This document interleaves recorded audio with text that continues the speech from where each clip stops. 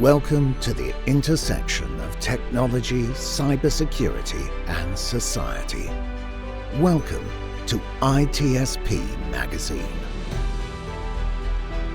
Knowledge is power, now more than ever.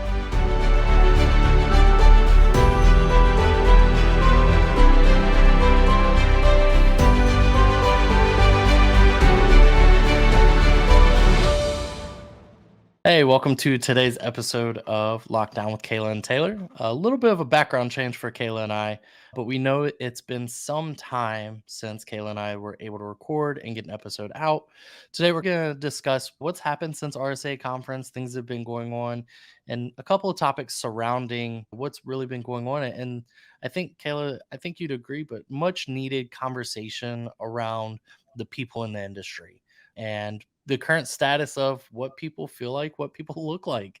So it's been a little bit longer than a month and a half since RSA conference.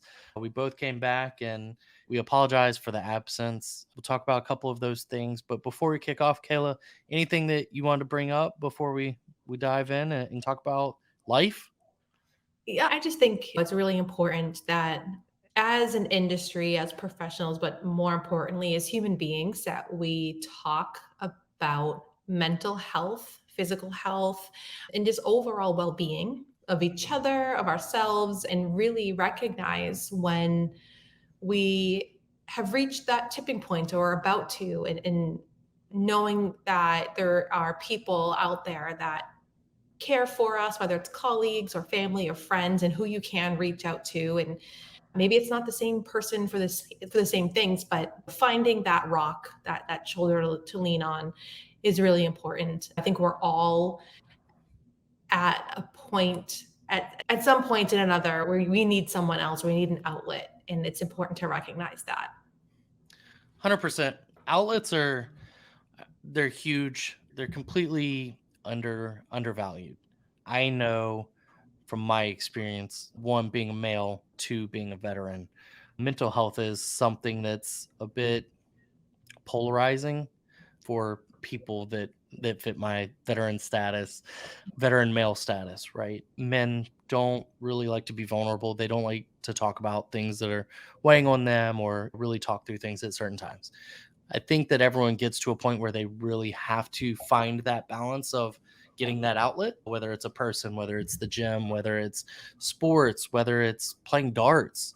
There are all sorts of things that people find solace in that really help bring back joy in their lives. And I think as an industry, we often cover up things like burnout and depression, performance anxiety, or even little things such as like FOMO. I think the Slack, FlowDoc, Cisco Jabber culture has really created a fear of missing out type mentality. And I think that ultimately that has a large precedent on current mental health and the way that as professionals we conduct ourselves in the industry.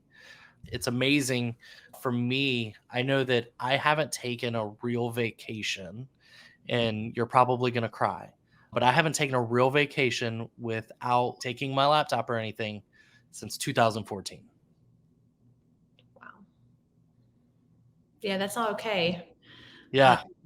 And I think that kind of hits on some of the challenges that we hear about, right? Is that unplugging and being away and feeling that we are the only ones that can save the day, that we have so much knowledge and expertise in certain domains, or we're the go-between with our customers, our executive team, our employees, our peers. And being able to step away is so important. My last real vacation was August of 2021, and that was with no laptop. That was it. And I feel it. So I can only imagine how you feel and how your family feels. Yeah, and I think that's also one of the hidden dangers is we don't talk about the family aspect. Right? Mental health for me is something that I've struggled with all my life. Between my upbringing, my military experience, my personal adult life, mental health has always been one of those things that I avoided just because of the way that I was raised. Not, I think everyone deserves mental health help. But for me, like it was always an active choice to avoid it. And I think that there's a lot of people that have that same mentality that as an industry, as leaders, as people leaders, as product leaders, as cybersecurity leaders, we have to change that culture. And I do see a big revolution with some of the younger generation, some of the older generation that's burnt out and really stepped away from security, and they're doing hobbies like woodworking or flying drones, that they're coming back and they're saying, hey, this is really important. We really have to talk about this. Yeah, for me, I think the hobbies that I started to do in lockdown, it was really nice to actually be like, oh, okay, I can't go anywhere, so I might as well start working out. I might as well start cooking. Like one of those, what was it, like the coffee with the instant coffee and the foam. I can't remember what it's called. I did that. I didn't bake bread because I didn't have any yeast anywhere, but I started to do little things for me and it was really nice. And now we're getting further removed from that and it's okay. Now I'm back in work mode and it's constant. I'm on my phone at 4 o'clock in the morning because, I wake up and I go, oh my God, what's going on? Let me check. Because we're a global company and that leaves like my subconscious just doesn't never turns off. And I think that's a big contributor. So I just was this morning actually over a cup of coffee was asking my husband, like, do you want to learn tennis? Because there's a club around the corner from our house that's offering summer lessons. And he's like, we bought pickleball for Christmas. And he said, we haven't learned it yet. And I'm like, oh yeah, okay. And so it's always this intention. And it's actually the getting started part that I think is really, it's a roadblock for a lot of people. Because okay, finding the time, making the commitment to do it consistently over time, and then things happen and it's hard to stay in that mindset. For me, since RSA, we had a death in the family. There was a lot of traveling. My husband's English. He was going back and forth. I went back and forth with him for the services. End of school year things for my kids has been unbelievable. Oh my gosh, like scheduling everything for that last 2 weeks, like their band concerts, and then that was like with the district. Then there's one for just the school, and then there's like the promotion from 5th to 6th grade, which 6th grade is junior high here. Kindergarten promotion to 1st grade. It's, oh my goodness, just give me some time to just chill out and decompress and not be rushing around and feeling that pressure, because I feel pressure at work, which is normal. That is absolutely normal to feel some pressure. And we're not saying that there is no such thing as pressure or that there shouldn't be. Feeling pressure at work, feeling pressure to be a parent, a friend, a spouse, a child, ourselves, it can become a lot. And then I don't know if it's the same for all people. For being a woman that I was born in the mid to late 80s, growing up, it was always like, make sure everyone else is okay. I was conditioned to put everyone else first, just based on societal norms of the time. And letting go of that obligation is really difficult. And it comes at my own expense. 100%. I agree with you. I see that with my wife a lot too, right? It's everyone else, even outside of the family. She has her social circles. She's actually joined my football organization. She's the secretary. So Oh, she's on our board of directors. So she gives to that social circle as well. And she gives to the kids and she gives to me. And I've been going through a lot. And she looked at me the other day and she was like, you know what? I need a break. And I was like, I get it. Like, I get it.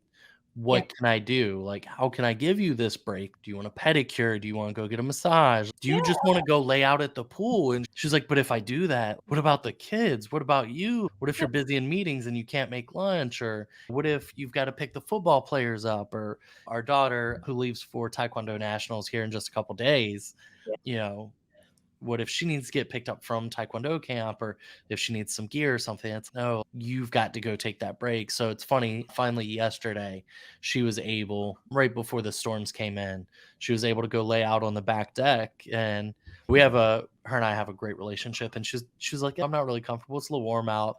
So I went to the refrigerator and I took the ice bucket out. And while she was getting sun on her back, I dumped the entire ice bucket into our little pool, because one of her things, her mental health things, is she likes to rearrange. She likes to change things to change the perception of what reality is and her concept and grasp of things. Yeah. So I poured the ice on her, and then several water fights ensued after that. But it was a really good time, and her just being able to lay on the back deck and be able to read for a little bit, unhinged from any child, from any need, knowing that I was inside, I was taking care of the kids, and then I was out there with her, and we were just able to exist for, I think it was 15-20 minutes, but it was really good. Yeah, it's important. And I think one of the things that is really a challenge for some people, and you mentioned at the beginning, is raising your hand and saying, I need help, or I need a minute. Like, I need help, but I just need a minute. And I see that at work with some of the people that I've managed in the past. I've managed teams ranging from just one direct report up to 30 direct report, well, through my management channels. And it's, you as a line manager, a people manager, whatever you want to call yourself, you have to recognize that people exhibit their stress in different ways, and you are responsible and accountable for ensuring that you are at least acknowledging that someone's struggling.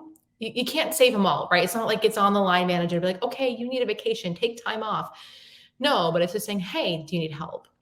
Hey, can I help delegate some of your tasks out? Or would you like someone to assist you with that? And offering those resources, even a book. I've had someone offer to send me a book on mental health and how to better manage all of that stuff. And it's helpful. There are times when I'm like, yes, I need help. There are other times where I'm like, you know what, if you need that, what am I dropping? What's dropping from my plate? Because I cannot take anymore. Right? Or what is it? My cup is over full.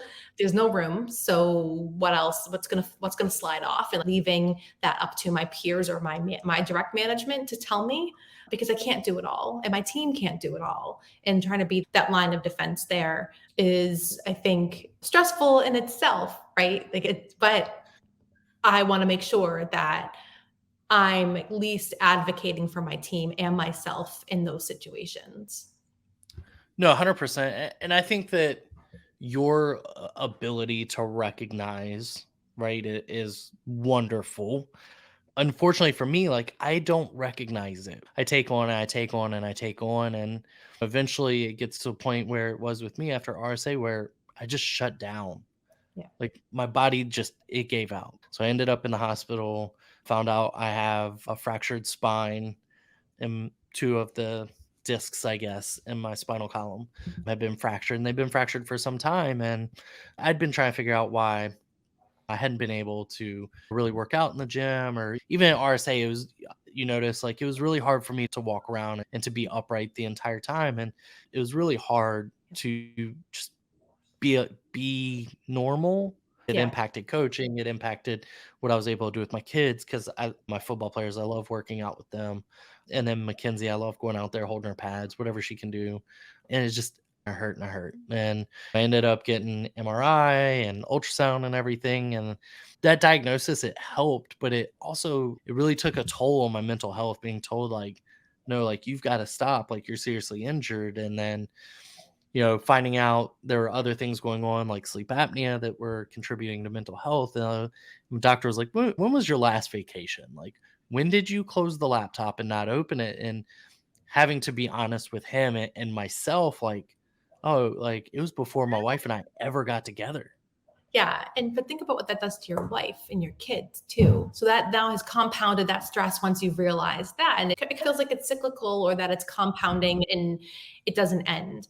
And I think you and I have had a few conversations over the past month regarding this exact topic and our situations and things that are going on at home, at work, with our respective lives.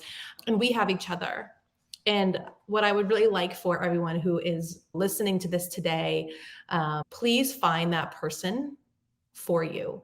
I speak to my husband every single day, but he also doesn't work in technology, so he doesn't understand. So when I say I feel really stressed out, my brain hurts, I'm burnt out. Oh my God, I deal with this just, oh my God, the level of stupid I deal with some days, and blah. He doesn't understand. Yep. Where I have friends in the industry who do. And Taylor, you are one of those confidants for me that I know I can talk to, and I can say, here's exactly everything that happened today. And we'll dump it at you I wouldn't say on you, I spew it in your direction, if you will, and you validate it. Or, and this I think is the key part that I think some people are afraid of, is you tell me when I'm wrong. And you say, no, that reaction was not appropriate. Like, you're adding too much stress to yourself. This is not something you should be doing. Or, oh, I would have handled it differently. And you keep me in check. And I think that's a very valuable part of the relationship dynamic that you and I have, where we both have been in these shoes for a very long time. We both have the large family stress. We did it for ourselves. What were we thinking? Right. But we can be honest with each other. And I really implore every person to find that individual, and it could be your spouse if they understand. It could be a parent, a sibling, a friend. It's anyone, even a colleague that you've never actually met in person, but you work with and you talk on Slack every single day, and they just, like, your work spouse, as they call it, or whatever. It is just so important to have that sounding board. It's cathartic. And I know that after I talk to you or any of my other friends who are in this industry that understand, I feel better. Does it solve all my problems? No, but it takes that weight off my shoulders and it gives me that outlet. And please, if you don't have someone, find that individual, and for your own good and for the people that are around you as well, because they'll notice a difference that you're not carrying that around. 100%. That's one of those hard things, right? Because my grandmother says that certain people are placed in your lives to serve certain purposes, right? My grandmother's a very Southern lady. She's got sayings for everything. So I think that not only is it good on the professional side of things, but I think that you also need someone who's not afraid to call you out personally. And most times I don't think it's best served as your spouse. Yeah, okay, maybe not. But I have friends that one friend in particular, we actually coach together. I know that I can go to him any subject personally as a man, because he's also a veteran. I'd be like, hey, I just really need to talk through this. And he'll be like, dude, you were wrong. Yeah. Like, you were so far off third base that it's not even funny. Because you might as well have been Florida playing LSU last night. Go Tigers, national champions. But you've got to have that in aspects of your life to be successful in every area. I was watching a video. I think it was, I know it was a college coach. I'm struggling to remember which college. I feel like he was wearing a Navy shirt. Could have been Army, unfortunately. But you know that Marine pride never leaves. He said, success is the most unloyal thing in the world. And he goes into a really deep conversation about how you have to actively work hard to be successful in components of your life. Winning may come, losing will come, right? And if you're not trying to be successful, you are actively failing. Regardless of the wins here and there, ultimately you're going to end up failing. Yeah. And for some reason that just clicked. And I think that whenever you start talking about things clicking, and you were talking about the cyclical nature, is if we can get ahead of some of the things that we're dealing with mentally, the impact that it has to the physical nature of your body. You're talking about the stress relief and having conversations, being able to reduce that stress. It lightens your load. It makes it easier for those of us that work at home to walk out of the office and have a different conversation. We're not carrying that water anymore. And I think, for me, separating that boundary, even though I have a really bad time of wanting to go work in the living room or go work on the back deck, being able to have a physical barrier that, no, I leave, the water in this room, and I deal with the water in the well outside of this room differently. Those stress levels are different, and I can have different physical reactions. Yeah. And I think it's one of the things that you and I have talked about a lot recently is how do we keep each other in check and those around us, but what can we do on ourselves? And we've talked about being more like physical, like even just going for a walk. Or if the gym is your thing, then you go to the gym. If it's a workout at home, then whatever. It's funny, we talk about this. I have a treadmill that's right next to me. It's one of the ones that just looks like the conveyor belt, but my desk rises and it goes under my desk. And when I would have time in between meetings, I used to pop on it for 20 minutes, read through whatever I could or just take that 20 minutes. And I haven't done that in so long. I'm like looking at my sneakers on top of it, like all dusty. That's one of the things I've committed to myself is like going back on there. And then sleep. Like yesterday, I was in bed at 6:30.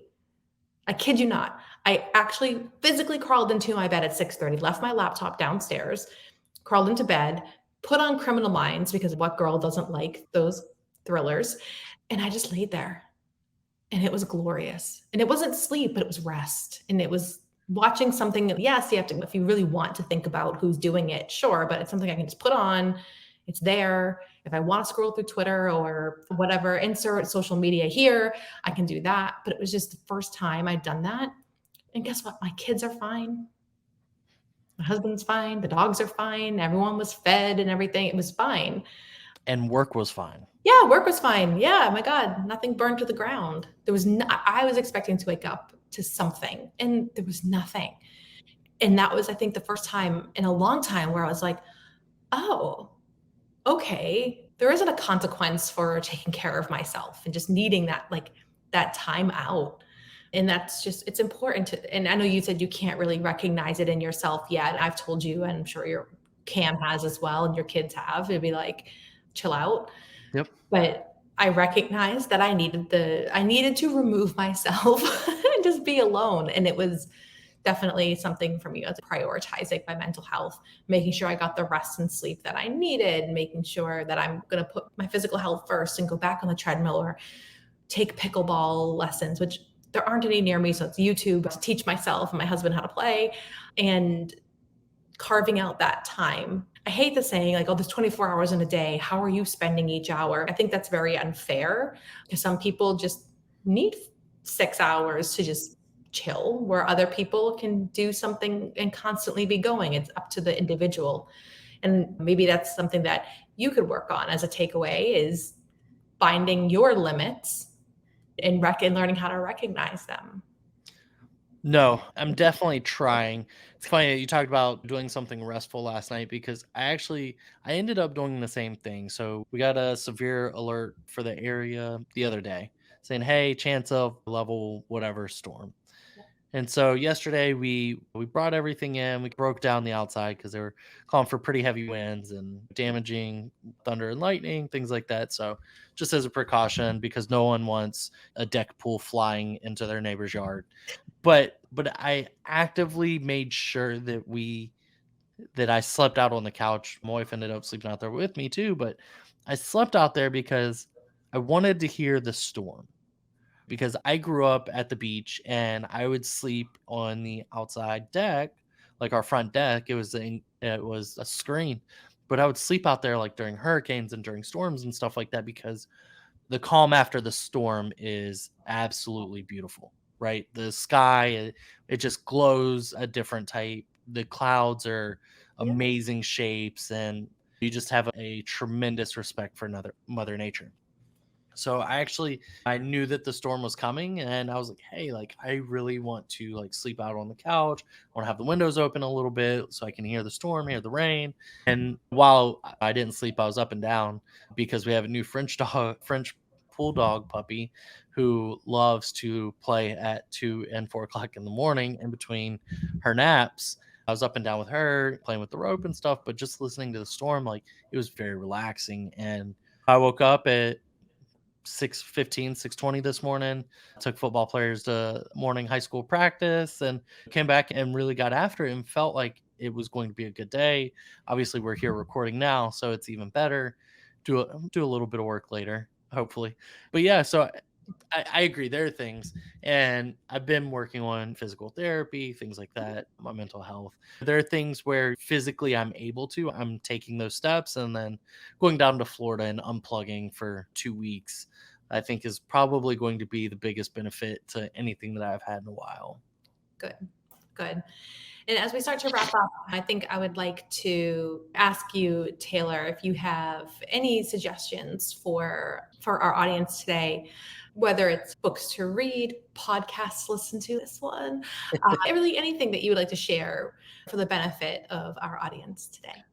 Yeah, I think it's right beside me. There's a gentleman that I follow. His name's David Goggins. He is a U.S. Navy SEAL. He's ran, I think, 2 or 3 100-mile races. But he has a story. He's got a book. It's called Can't Hurt Me. And it talks about his history and the challenges that he's overcame and the different types of mental states that he went through, like as a child, as a teenager, as an adult, as a active duty Navy SEAL, and being able to understand that and understand the warrior's mindset, right? And the way that he managed stress and managed situations, that combined with some teachings from like Jocko Willenick and others. Obviously, I'm very heavily influenced by military leaders, grew up in a very military household. So for me, like I find a lot of appreciation, ideas about stress management, stress relief from those types of individuals. So for me and the veteran community, I find a lot of valuable information from Jocko and from David Goggins. What about you? For me, I think it was really, and it's a journey for me as well. I've had struggles my entire life. And I think taking the time to like reassess where I am has been very helpful for me, whether it's in the shower or it's driving in the car. I find lately that I don't want the radio on. Hmm. No podcast, no audiobooks, no AM, FM, nothing. Just complete silence in the car. And I let my thoughts just go. And it helps me to really sort things out and or not, right? Sometimes there's just some certain things where I'm like, oh, why do I feel that way? And acknowledging like, is this real or am I making it worse? Because I'm left-handed, so I tend to be a little bit more like on the creative side of my brain. It just constantly goes. It doesn't stop. It leads to anxiety. I would say for anyone out there who's feeling a bit lost or overwhelmed, down, whatever words you want to use, if you're not feeling quite yourself, check in. Or if you know someone who's not, check in with them and just listen, whether you're listening to yourself or you're listening to someone else, and give them that space or yourself that space to evaluate and reassess where you are and what you need. And then I think to your point, Taylor, that you made before, is like knowing what you need and recognizing it and then actioning it.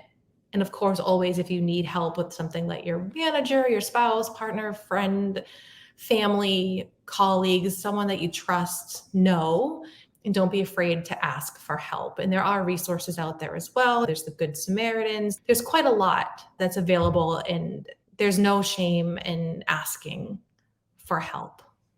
I 1000% agree.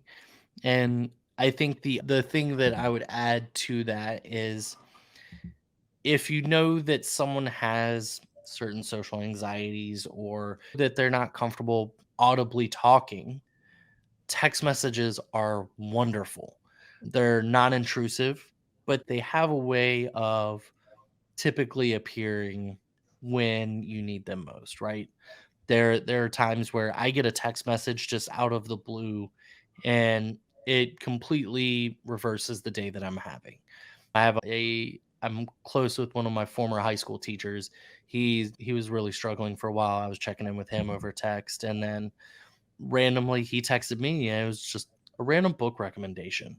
And it literally it changed my day. It made me stop focusing on all of the things that I was worried about, and it gave me something to accomplish. Ooh, a new book. Ooh, a something to read, something to feel validated that I can complete and I can physically put my hands on, because I am a very physical reader. I love books. So it gives you that sense of accomplishing something, finishing something, which when everyone loves that gold star when you're done with something, and the ability to put a book back on a bookshelf or to close that final page and know that you finished it, whether you enjoyed the story or not. I feel like oftentimes like everyone's like, oh, did I really enjoy that book? And it's like, but you finished it. And that's more important sometimes than whether you really enjoyed the content.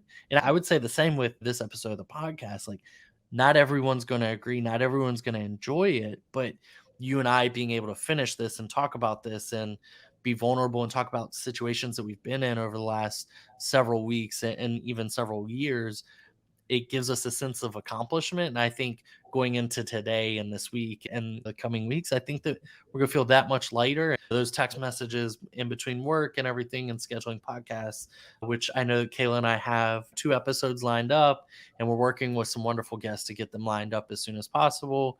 We won't drop any hints just yet, but just know that we're going to bring some unpopular opinions, some popular opinions, some leaders, and some practitioners to the table very soon. But I think all of those, I think, will really help us in the upcoming weeks and getting through this very warm summer that everyone seems to be having. Yes, absolutely. Thank you very much, Taylor. And to all of our listeners today, you can catch Lockdown with Taylor and Kayla on ITSP Magazine. Thank you very much, and have a good rest of your week, everyone. Take care of yourselves. Bye. Thank you. We hope you enjoyed this conversation. If you learned something new and this story made you think, then share ITSP Magazine with your friends, family, and colleagues. If you represent a company and wish to associate your brand with our conversations, sponsor one or more of our columns. We hope you will come back for more stories and follow us on our journey. You can always find us at the intersection of technology, cybersecurity, and society.